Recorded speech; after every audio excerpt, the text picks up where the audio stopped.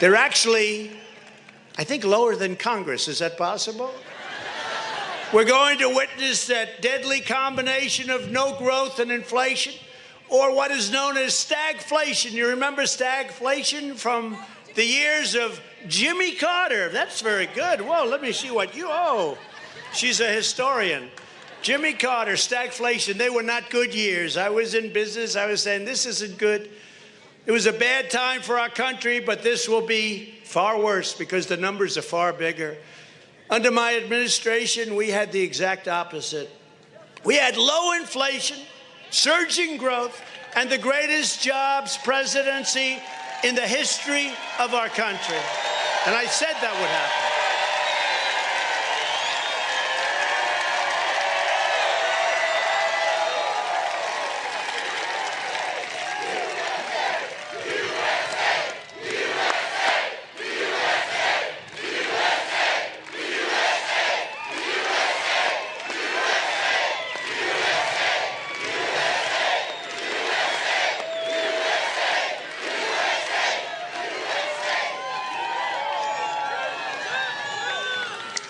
I keep looking at these big, beautiful screens. Who else is going to give you a big screen like that? By the way, you know, we have great generals, but not the television guys. These guys are major losers. But do you think that General George Patton would have left early out of Afghanistan? Do you think he would have left dead soldiers for no reason whatsoever? And do you think he would have left $85 billion worth of the best equipment anywhere in the world? And you know, Russia and China, they already have samples of our great helicopters. We have the Apache helicopter. We have the best stuff in the world. And they are now re-engineering the equipment. They're de-engineering. They're taking it apart. They're figuring it out. And very soon they'll be building the best stuff for less money. It's a disgrace. What's happened is a disgrace. Think of it. 600,000 of the best machine guns, rifles, and guns made anywhere in the world. And I read the other day, there's tremendous numbers of our equipment right now being sold on the black market. Isn't that nice? No, General George Patton, you know, I saw that movie years ago, and a little while ago we were at a rally, and it was a great rally, and I said, you know, could you guys ever find that opening to George Patton? Right? That was a great, what a great thing that was. And George C. Scott. George C. Scott. I don't know. Did he win the Academy Award? Did the movie? I think so. Something like that. They did pretty well, right? But when you, but that was him. In fact, they actually said that wasn't nearly as tough as the real Patton. That was a softer version of the real Patton. But we need that. You know, we did great. We knocked out 100% of the ISIS caliphate. We had great generals. We had a general named Qing. I went to Iraq. I don't want to embarrass him because he's not a television general. I'll end up ruining him. He'll probably come out with a bad statement about me because he was told to. But we had a general. I flew in and I landed at night. Every window was dark, because they thought it would be, this is on Air Force One. I said, isn't that terrible? The lights were all off. They pulled down the shades. The plane was entirely black. They couldn't see it. And I said, isn't that incredible? We've spent trillions of dollars in the Middle East, and we can't even land Air Force One with the lights on, right? But I landed, and it was an incredible experience. I got to meet a lot of great real people, real soldiers, real generals, real officers. We have great generals. And I said to them, they greeted me at the airplane, immediately whisked me inside. I'm saying, you mean with all the money we spent? But I met two generals that could star in any movie. They had that quality. And a sergeant who was unbelievable, could have been a movie star. I said, you know, you're a good-looking guy. You're a tough guy. Yes, sir. But I met General. I said, General Qing, what's your first name? Raisin, sir. Raisin. I said, you mean like a raisin? Yes, sir. I said, you mean your name is General Raisin Kane? I love you, General. You're what I'm looking for. I'm looking for that. And I said, so, General, they say it's going to take 2 years, General, to get rid of the ISIS caliphate. in Iraq, Syria. And do you agree with that? No, sir.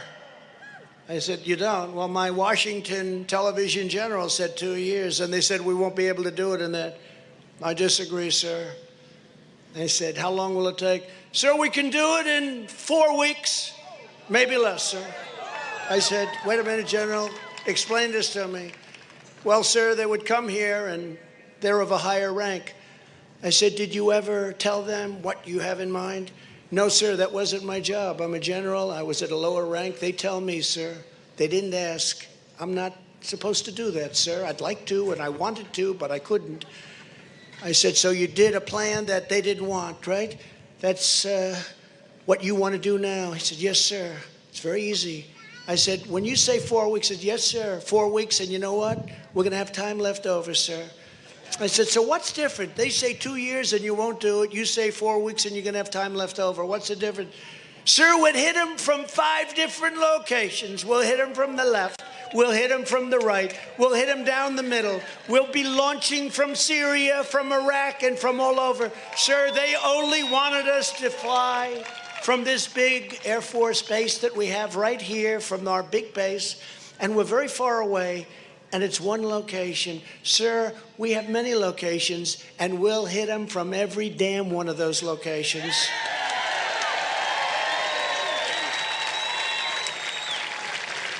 And you know what?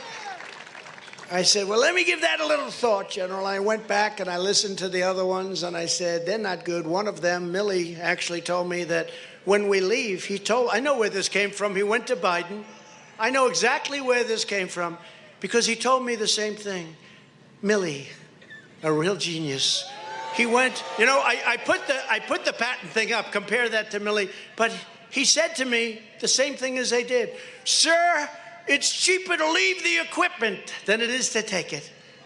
I said, no, wait a minute, and especially being in the construction business, right? I said, so you mean we have a $50 million plane? All it needs is a tank of gas and a pilot. We could have flown over 200 pilots, taken everything out, but we didn't have to worry because the Taliban listened to me. We didn't have one soldier killed. Think of it, in 18 months.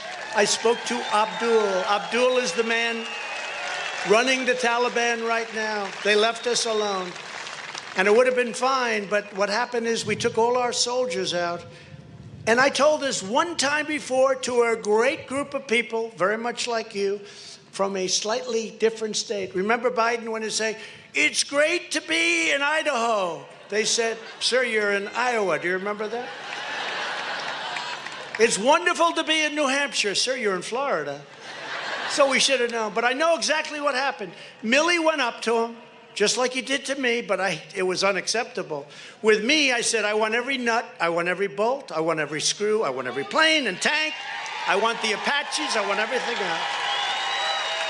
And I even want the hangars, you know, those beautiful canvas hangars that hold these big monster planes. They're massive. I said, I want the hangars, I want the canvas, I want the plastic, I want the fiberglass, and I want the steel. I want everything out. And then we're going to bomb the hell out of the 5 or so bases that we don't want. And with Bagram, I hate to say it, but we're going to stay there. You know, it's right next to China. Nice to have a base like that. It's got the longest runway there is.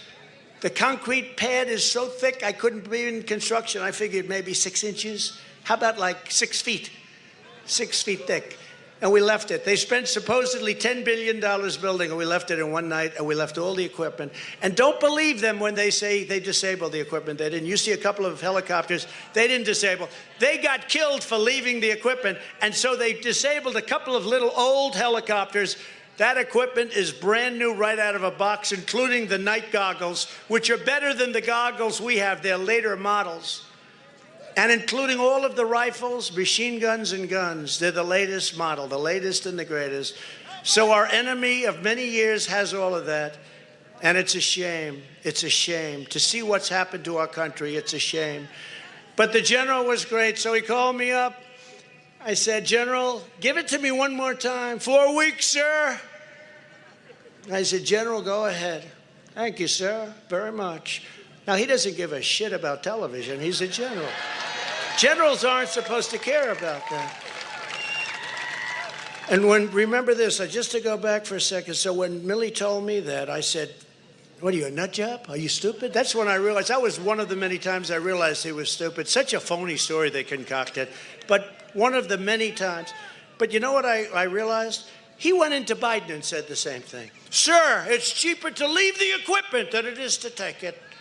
You know, you'll have a $5 million Army tank. You'll have a $30 million helicopter, brand new. You'll have, think of this.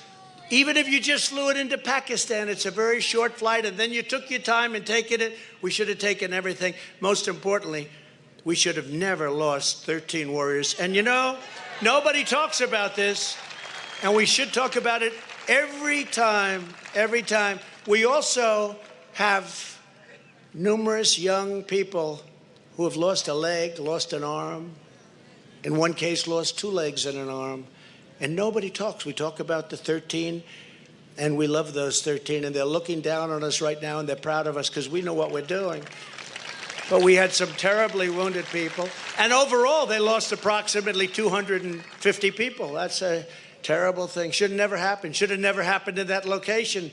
Should have happened in Bagram, where you have a big wall, actually, wall. You're not allowed to say wall. They don't like walls, you know. The Democrats don't want to build a wall. It was almost completed. I had to start it 2.5 years later for one reason. I had to fight off all the lawsuits where they were suing me, and it was just about finished. They would have finished the wall, but what happened with the general, Raising Cane, is called me up, said, sir, it's done. I said, done? It's done, sir. And we defeated 100% of the ISIS caliphate in record time. Sir, we hit them so hard, they didn't know what the hell was happening, sir. We have great generals. We have great soldiers and sailors and everything. I'm so proud of it, and so proud of Space Force. Remember, they didn't like Space Force. Space Force is going to be one of our most important. We totally rebuilt the military. But we did this, and that was much tougher than withdrawing from Pakistan, from Afghanistan, which we wanted to do. We wanted to do. And by the way, speaking of Pakistan, Pakistan would have helped us, but we didn't ask them for the help. We give billions and billions of dollars a year to Pakistan, and they don't do anything for us. They don't do anything. They would have helped if we did it the right way. So that's what happened, but we defeated 100% of the ISIS caliphate. Think of that. And we knocked out Soleimani, and we knocked out al-Baghdadi. They didn't know what the hell happened. And I'll tell you what, our country was respected again. This would have never happened, taking the military out first. And I told this, I said, if you look, Abdul, the American soldiers have left. And he said, I'm doing this like Schiff did to me with the phone call that he made up, right? But mine is probably totally true. And Abdul, the leader of the Taliban, good fighters, by the way, he said, you're crazy. They didn't leave. Are you crazy? Get him out of here. He's crazy. Sir, they left. No, they didn't. They left, sir. And then they sent a patrol in, called back. They said, sir, the Americans have left. He said, I don't believe it. And then they just walked into Kabul, and they walked into the remaining portions of Afghanistan. They didn't do that with me. They didn't do that with me. They respected us. Remember this, again, we had conditions. They weren't meeting them. We'd hit them hard. They would have met every one of those conditions. But remember, the first condition was you can't kill Americans and you can't kill American soldiers. Not one soldier was killed in 18 months. Not one. Think of that. And remember when Biden was making the speech about 3 weeks ago, and it was a disaster for him, and he was in the middle of a disaster, but he's protected by the press. They don't even talk about Afghanistan anymore. They don't even talk about it. But you remember when he was making this speech, he said, well, I will say that in 18 months, we've lost no soldier. And his people are screaming at him, don't stop there. Why did you bring that up? That's a good thing for Trump. I kept waiting for the but.